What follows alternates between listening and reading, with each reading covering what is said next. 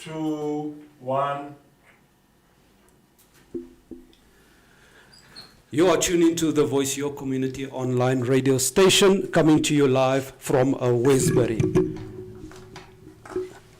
Our WhatsApp number 073-596-8948. We're going into our part 2 discussion with the councillor. Councillor, thank you for availing your time to discuss pertinent and very, very relevant and important issues pertaining Ward 82, especially the recent visit by the Minister, Mr. Gayton McKenzie, and his profile says the Minister of Arts, Sports, Arts and Culture. Sports, Arts and Culture. Thank you for that, Mr. And Minister of Happiness. And Minister of Happiness. I must say that it's the very first time that I met the Minister. And, I am not siding with any political party. As you probably have noticed that I've never involved myself with a PA as such, many other political parties as well. But when the Minister came out and he walked towards us, he shook my hand, and that handshake was for me the most powerful introduction. Without saying a word, the only thing that he said to me, Saeed, we must talk. What we must talk about, I don't know. He's the Minister of Happiness. I don't know if you want to make jokes or what. But be that as it may, I want us to talk about this combi court. Why you call it a combi court? It is a combination court. It's a netball court. I must let you explain to us the combi court, because a lot of us don't know what a combi. They thought it's a court where combis is going to park, So for me, that was a highlight for myself personally, and also the Voice radio station. Can you please tell us, and this is the question, the facilities and the impact for those who haven't seen it yet. Can you describe the new combi court? What sports and activities can be played there? Okay. Thank you once again.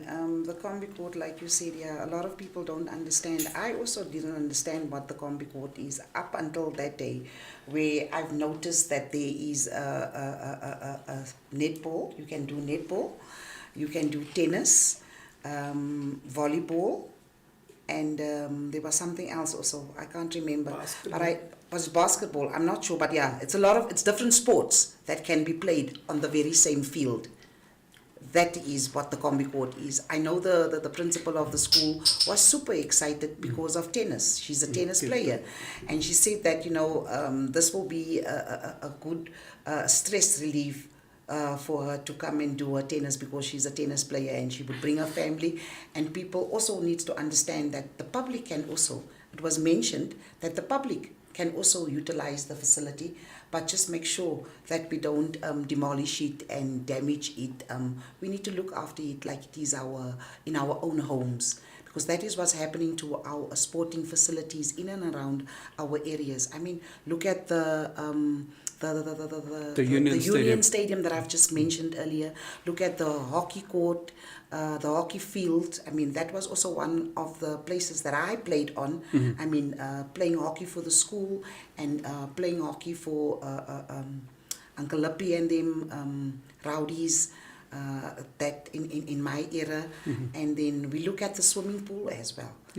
Swimming pool, the nuclear swimming pool. I mean, you look at the Coronationville swimming pool. It's becoming a white elephant where residents cannot utilize it, because now it is a place where movies are being shot, but not the greater community is having joy with it. Look at the nuclear swimming pool. If you look at that, it also comes down to the facility that we are currently in, and the way our residents just go out there and vandalize. Mm-hmm. It is illegal dumping. It is everything.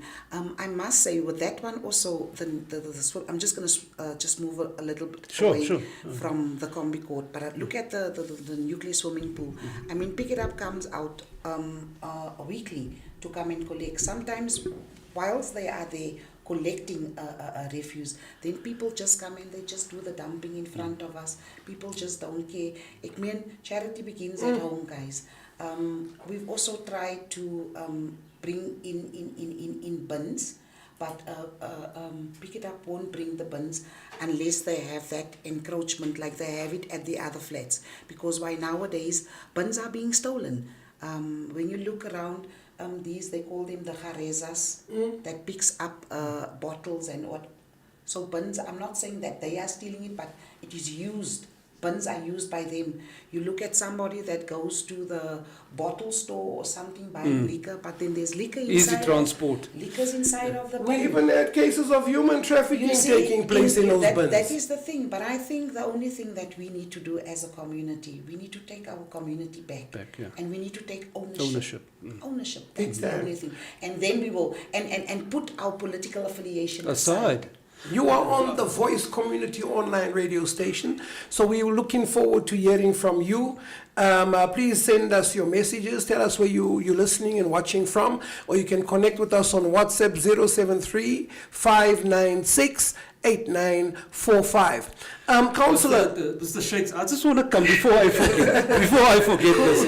You know, on that day, they did the speeches and everything, and there was one, I can't remember who it was the principal that says, and they've already taken the lights off. Oh wow, yes. And the minister shouted from the one side, not shouted, like spoke loud, and he says, "Moenie sê hulle het afgehaal nie, hulle het gesteel." You know, straight to the point. That's the truth. I mean, the school didn't even, I think they were scared. Yeah. Because I remember it's just new lights that was installed. Yeah.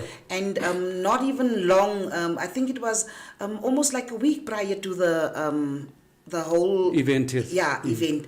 And then 3, because remember there was 4 lights. Yes. 1, 2, 3, 4. Yeah. And 3 of them was stolen. The very same morning of the unveiling, the trust fund, the sport trust fund, had to come and replace them. I saw them. Yes. so ultimately, I was about to speak about that because there's a lot of recyclable material that is being used to construct these combi courts and the facilities that we have. How do we deal with that? Because we do have law enforcement agencies. Now the question beckons, aren't they doing their job? What's the story but here? I mean that we know there is a lack of, let's call it SAPS, a service delivery from SAPS in our communities. You know, they will run quickly to a dispute between husband and wife. But when it comes to these kind of things, you don't see them visibly around, protecting our infrastructure. Or if there's cases that someone is arrested, you see the same person on the streets tomorrow. So as far as our law enforcement is concerned, I don't see any. You see, I actually posed that question tongue in cheek because you're the councillor. What is your relationship in terms of getting law enforcement to make sure that, or is that outside of your jurisdiction? How does it work? What is the relationship? How does it work? It is a little bit out of my jurisdiction, but I have a relationship with SAPS, whereby that also becomes my responsibility. Remember, I am not SAPS. I can only but call on them because why a lot of residents also don't understand what I can do and what I can't do as the ward councillor. So it was a discussion that I also had with SAPS where residents will call in for a police vehicle and then there would be no answer. But when I call and then, they respond much faster. So for me, also getting a hold of them, it also makes it easier on the community. But most of the time, you find out that I'm maybe busy with the service delivery thing on the ground, and then the communication between myself and SAPS. Jy weet dan kan ek hulle nie in die hande kry of iets van die aard. So SAPS must also understand, or to maybe get a 24-hour call center that can answer. There's a lot of work, guys. There's a lot of work. There is something like that. Yes. There used to be. It's not manned. Like we will phone and nothing happens unless you have the IO's direct number. Then you'll get a response. I always like to throw the cat amongst the pigeons because I think out of the box. My mind is just wired in that way. Thank God for that. Because ultimately, does somebody within law enforcement have something to gain from not delivering services? Because here's my observation. A couple of years ago, there was a protest action in Fuel Road, and we ended up coming in because they took people and put them in the vans. Then I discovered that, hold on, something is amiss here. When we looked at the combination of the police force on the ground, we only saw people from one particular community who has no vested interest. They don't have no relationship or family, for that matter, in Westbury. But they are the ones who came. So that is why I found they could shoot at our people with impunity. So there's deployments happening where people don't have loyalty to that particular neighborhood. And unfortunately, we're still living in our apartheid enclaves. Let's call it what it is. Colored people still live in colored areas. Those who could escape, so-called, escape to the neighborhoods and found out, hey, hold on, the bonds are expensive, you know, that kind of thing. But the point is, we have people deployed in law enforcement that does not come from this community. The same thing applies even with the clinic. We had an issue where somebody passed on as a direct result of intransigence of nursing staff. And now we're sitting with sports facilities in our communities. We want to make it available to everybody. How do you manage? How do you deal with the situation? What can be devised in order to make sure the longevity of these facilities in our community? I think the other thing also that we need to do is Department of Education should also come in. They should also play their role, guys, because remember, all security that is at the schools is the security of the department, and The responsibility. the responsibility of the department to make sure that there is security. The other thing is some of the schools actually get their own security because, remember, it is going back to that, it is our own people. They would look after our facility as if it's their own. But now you must understand, there is no monies also because why some of these schools actually pays the security out of the SGB funds and their fundraisers. Some of the schools has zero to nothing in their kitty or you know. So I think that also, so if the department actually makes room for people to actually from the areas to actually work and pay those people. When the unemployment rate is groot in ons area, man, and I mean there's so many things. If you speak about the police also, we've got this the panyazas. We can take those children are so ready to become police officers. Let's then take them, groom them, make sure that they go through school so that they can be policing in their own areas. And I think then our crime will be a little bit less, guys. Because the other thing as well, how do you deal, here's another one, because it's directly related to the facilities. People live in the community, they know who the thieves are, but they keep quiet. How do we bridge that gap? It's very difficult. Eh? That's a difficult one. You know what? And even now, Mr. Shelton, I'm telling you, charity begins at home. There's so many things that we can do to curb everything that is currently going on, but it's not like it was in the past for jou kind, my kind was. So die kinders kan vir jou, I'm telling you, sometimes we also scared. Because we also don't want to endanger our lives and your family's life. I choose my battles wisely, guys, because why seriously, it's not like those days because why I feel sometimes to go out and give somebody a slap, but dan kom jy maar vir jou jong. En as jy in warm water, and I mean if my neighbor used to slap me on them, my ma sal gesê dat gee nog 'n warme klap. Maar jy gaan complain oor dit. So yeah, we've moved away from that. I fully understand and I have cognizance for that, but the sad part is that the constitution of this country has really crippled things that worked. I think it was done on purpose. That is just me again. Because if there's a lot of crime and the cops can't cope, then obviously there'll be an escalation in security companies coming about. Could that have been done on purpose? You don't have to answer that one. I'm not going to answer, but I just want to say this is my feel exactly because I feel that the system was designed for us. I mean, I can be unapologetic about this. The system was designed for us because pre-94, a lot of things was in order. Now, Yes. I mean, we had Just crime. my 2 cents. We had crime in, We had crime, yes. in our communities, but we had functional sports facilities. At least you could see there's a tractor mowing the pitches. You know, your cricket pitch, your rugby and soccer pitches and things like that from time to time. Not always, but it happened. it happened, yes. We saw this, and now we're sitting with a situation where our places are just becoming derelict. It's like the dilapidated buildings that we have. I mean, even those buildings can be utilized positively for sports. You did an interview with Northcliffe Times the other day. Yes. And these questions were raised about crime being committed at these derelict and these dilapidated buildings. What is the vision? How can we do, because remember, chess is an indoor sport. Table tennis is indoors, you know. It can, if you have a room, you can have the sport happening there, you know, that kind of thing.